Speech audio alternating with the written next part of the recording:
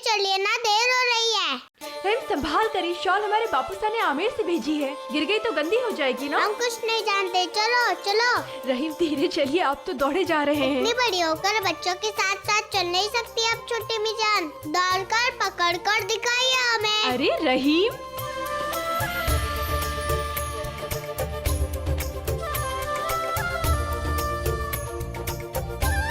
आदाब शहंशाह। आदाब।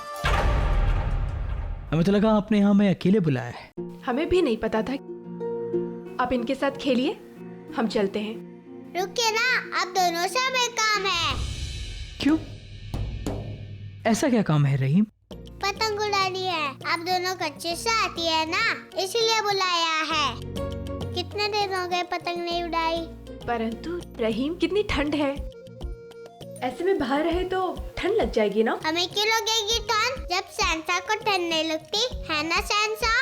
अगर हम ये कहें कि हमें भी ठंड लगती है तो ठंड तो किसी को भी लग सकती है रहीम। और कहीं अगर आप बीमार पड़ गए तो सलीमा बेगम हमें डांटेंगी कि हमने आपका ख्याल नहीं रखा। समझ गया, आप दोनों का मन नहीं है ना पतंग उड़ाने का। कोई बात नहीं, मौसम आज नहीं तो कल बदल ही जाएगा, तब हमारे साथ उड़ानी होगी। पक्का पक्का।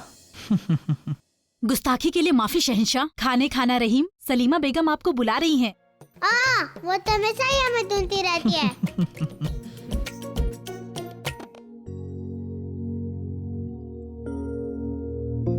वैसे सच में बहुत ठंड है ना, इसलिए हमने ये शॉल आमिर से मंगवाई है। कैसी लगी आपको?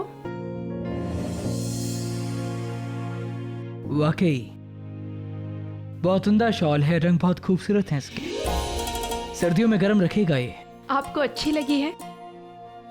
बेशक। आप रख लीजिए इसे। धन्यवाद कि आपको पसंद आई। शुक्रिया अदा तो हमें आपका करना चाहिए। हम यही सोच रहे थे कि सर्दी के इतने ठंड भरे मौसम में बेनजीर के बदन को बचाए रखने के लिए हम क्या करें। सोच रहे थे कि उसके लिए एक ऐसा ही बेहतरीन शॉल मंगवाएं, और देखिए आप उसे ले आई।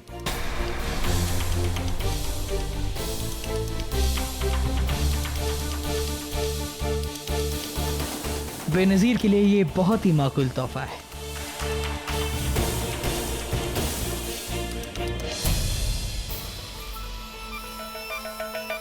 बादशाह को ये बाग बहुत पसंद है ना? हाँ, सुना है बादशाह यहाँ बहुत वक्त बिताते हैं। क्या कर रहे हो तुम लोग? रास्ता क्यों रोक रखा है? जानते नहीं मोहतरमा कौन है? बादशाह सलामत की अजीज है। कोहिनूर के किताब से नवाजा है बादशाह ने इन्हें। सिपाहियों की गुस्ताखियों के लिए माफी चाहता हूं। हम आपको दूसरे रास्ते से ले चलते हैं। आपको आपके सामान के साथ सिपाही छोड़ देंगे। अपना सामान और अपना काम बखूबी संभाल लेते हैं हम। हमारा काम है अपनी मालकिन की हिफाजत करना और उनके साथ रहना। ठीक है, आप भी आइए। गुस्ताखी ना समझे तो एक बात कहें आपसे। आप बेहद खूबसूरत हैं। हमें मालूम है, कुछ नई बात बताइए।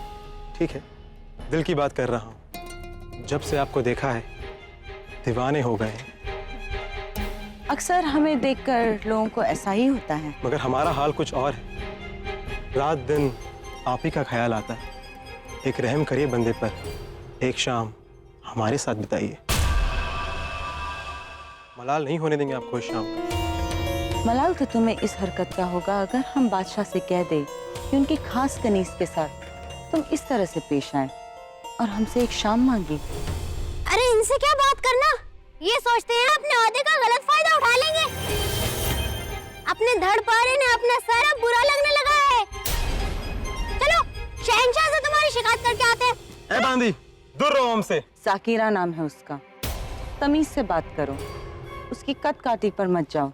हमारे हुस्न की हिफाजत करना उसे पूरी तरह आता है और हमारी ताकत का अंदाजा आपको अभी पता चल जाएगा जब हम शहंशाह से मिलेंगे।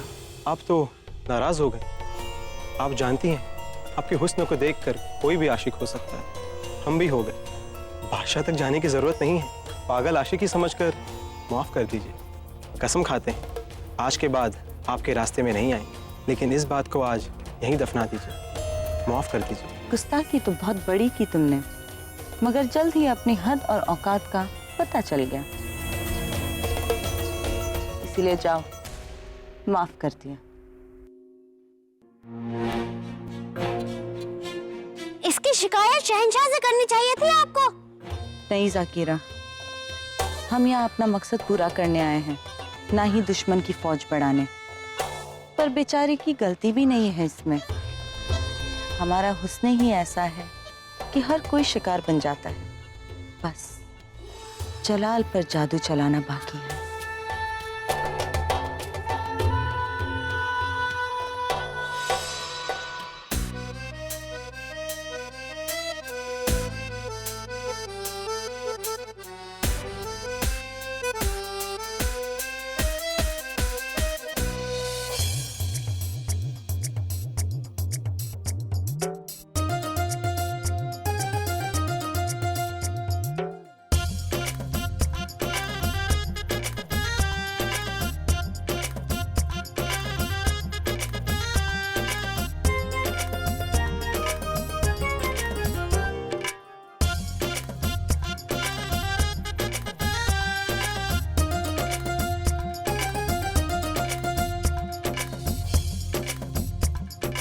जावेदा!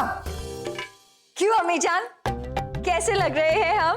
आपको भरोसा नहीं हो रहा ना अपनी आंखों पे कि हम भी इतने खूबसूरत लग सकते हैं? हमें ना हमेशा से पता था, अगर हम चाहें तो हम भी बेनज़ीर जैसे खूबसूरत लग सकते हैं। जावेदा, अगर आप इतनी ज्यादा सजेंगी तो आपको नजर नहीं लगेगी। हाय अल्लाह, आपको हमारी कितनी फिक्र है ना। लेकिन इस बार आप बिल्कुल फिक्र मत करिए, हम ना काला टीका लगा के रखेंगे और किसी की नजर नहीं लगेगी।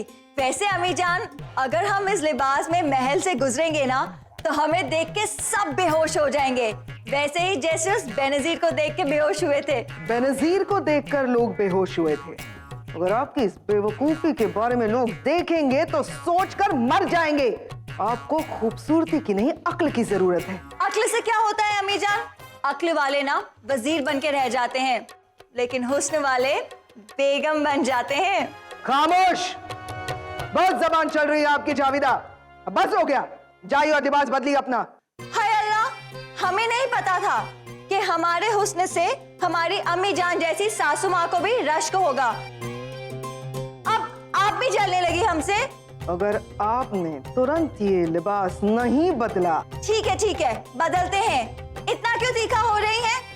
लगता है हमें फिर से ना आपके लिए मीठी मीठी सेवइयां बनानी पड़ेंगी।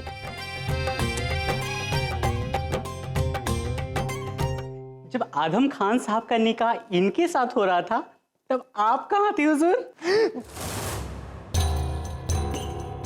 कंगूरा देखकर इमारत की नींव के बारे में धोखा हो जाता है कई बार। वैसे ही शक्ल देखकर अक्ल का अंदाजा नहीं लगाया जाता रेशम। चलिए, लेकिन ये क्या कम है कि बेगम साहिबा की ये हरकतें यहीं तक कायम है।